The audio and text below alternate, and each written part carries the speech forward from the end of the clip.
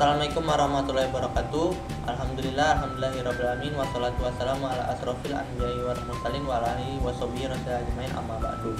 Yang terhormat Ibu dosen manajemen keuangan yaitu Ibu Poppy Kamilia Jamil SEMSM dan teman-teman yang seperjuangan dengan saya. Baik, di sini kami dari kelompok 2 dengan materi perusahaan IKNB. Perusahaan IKNB yang kami pilih adalah Panin Financial Tbk. Baik, langsung saja kita masuk ke dalam materinya, teman-teman. Baik, di sini sebelum kita masuk ke dalam Panin Financial Tbk ini, kami akan memperkenalkan diri kami terlebih dahulu. Saya sendiri Sahrezan Sofi Ismail dengan NPM 215210205. Ada teman saya Mulia Badri, MHD Ridwan, M. Wahyu Saputra, dan Arif Budiman. Baik, selanjutnya kita langsung saja masuk ke materi Panin Financial Tbk perusahaan IKNB ini. Ini adalah contoh dari perusahaan IKNB Panin Financial ya, teman-teman. Baik, yang pertama itu profil Panin Financial Tbk.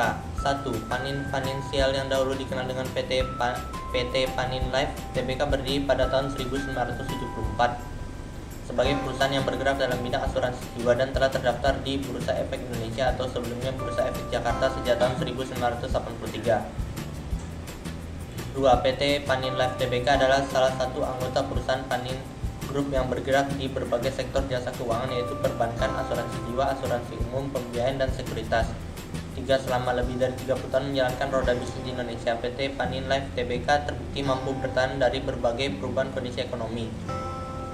Hal ini menunjukkan komitmen dari pemegang saham utama untuk menjadi perusahaan yang dapat diandalkan oleh masyarakat Indonesia. Selama itu pula PT Panin Life Tbk mampu menjawab tantangan dan perubahan industri perasuransian di Indonesia, diantaranya melayani kebutuhan nasabah akan produk-produk asuransi yang dikaitkan dengan investasi atau unit link dan investment link dan produk asuransi jiwa yang berbasis prinsip syariah. Yang selanjutnya itu teman-teman mengenai deskripsi Panin. Yang selanjutnya itu teman-teman itu deskripsi Panin Financial Tbk. PT Panin Keuangan Tbk atau kodenya itu PNLF, anggota Panin Group, beroperasi sebagai perusahaan asuransi jiwa.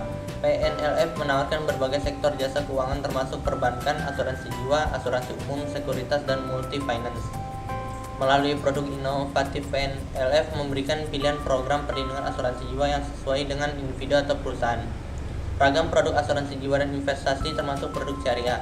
PNLF memiliki layanan pelanggan dan jaringan pemasaran yang tersebar di kota-kota besar di Pulau Sumatera, Jawa, Kalimantan, dan Sulawesi. Dalam upaya menjangkau dan melayani seluruh lapisan masyarakat, PNLF juga menjalin kemitraan dengan beberapa lembaga keuangan. PNLF tercatat di Bursa Efek Indonesia pada tahun 1953 pada papan utama perusahaan.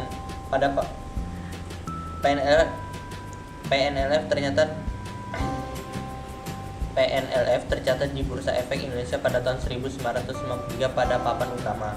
Perusahaan ini didirikan pada tahun 1974 dan berpusat di Jakarta, Indonesia. Baik, selanjutnya akan dilanjutkan oleh teman saya Mulia Badri. Kepada Mulia Badri, dipersilahkan.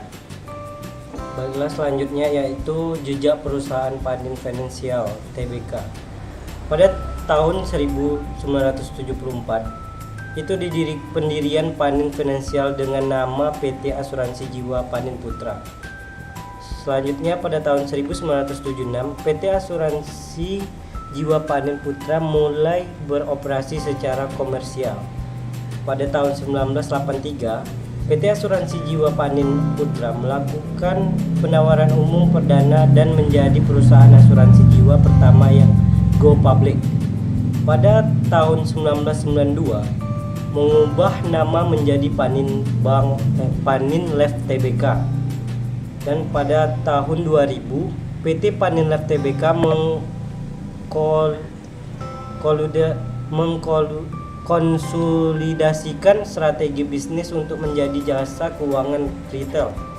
Pada tahun 2001 PT Panin Life Tbk mulai memasarkan produk asuransi unit link dan investment link. Pada tahun 2002 PT Panin Life Tbk bersama dengan lembaga keuangan terkemuka lainnya mendirikan Asosiasi Perencanaan Keuangan Indonesia atau disebut Financial Planner Association Indonesia singkatannya yaitu FPAI.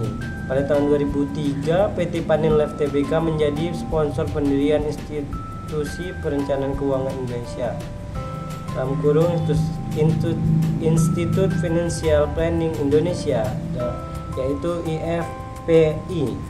Pada tahun 2005, PT Panin Life Tbk membuka cabang syariah. Pada tahun 2010, PT Panin Life Tbk mengubah bidang usahanya dan mengganti nama menjadi PT Panin Financial Tbk sebagai penyedia jasa konsultasi manajemen bisnis.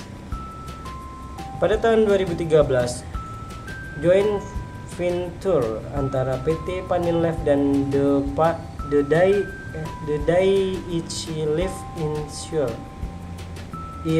Insurance Company Ltd dengan perubahan nama entitas anak menjadi PT Panin Dai-ichi Life. Pada tahun 2014, kick off Bansurance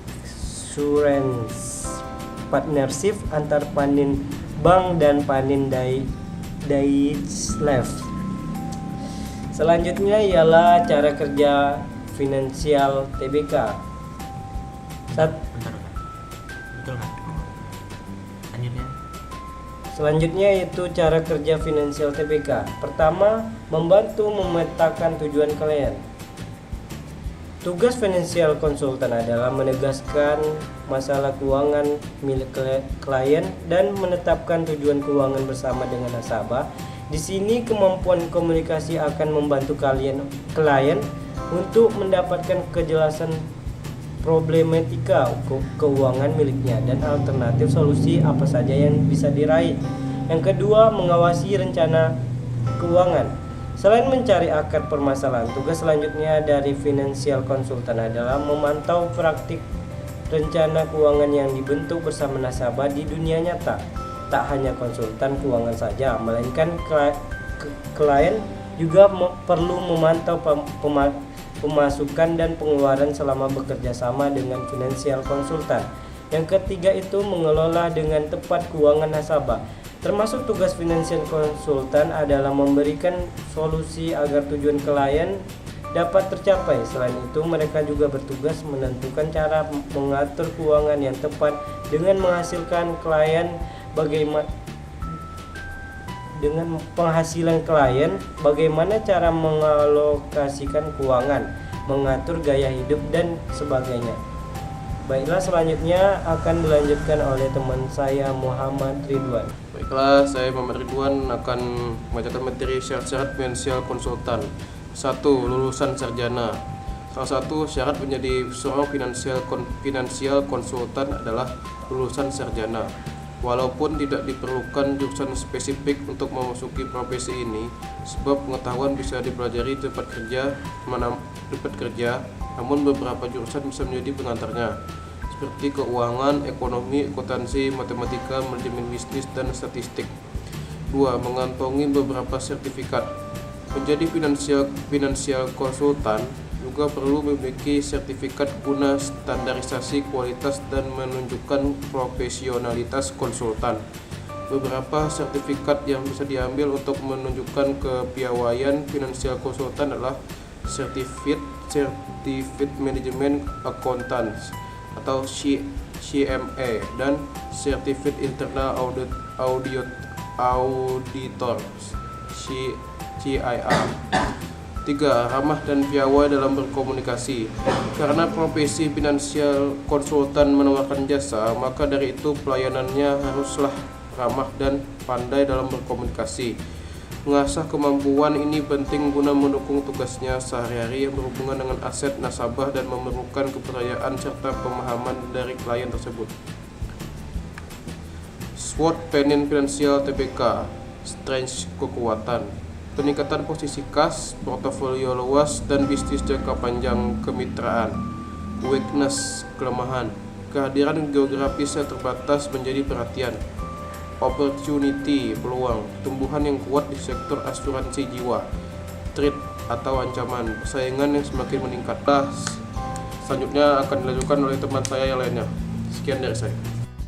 Visi, misi, dan nilai. Visi menjadi perusahaan terkemuka dan terpercaya dalam memberikan perlindungan finansial yang dapat memuaskan nasabah dalam setiap tahap kehidupannya. Misi 1. Memuaskan kebutuhan nasabah dengan menyediakan pengalaman berharga seumur hidup. Yang kedua, membangun hubungan jangka panjang yang saling menguntungkan berdasarkan rasa saling menghargai. Yang ketiga, menciptakan lingkungan yang mampu membuat karyawan bertumbuh. Baiklah, saya akan membacakan visi dan misi dan nilai dari Panin Financial Tbk. Yang pertama, dengan integritas. Bekerja dengan prinsip-prinsip kejujuran dan integritas. Yang kedua, memberdayakan kerjasama, mengkolaborasikan dan mensinergikan setiap potensi untuk mencapai tujuan bersama. Yang ketiga, memimpin dalam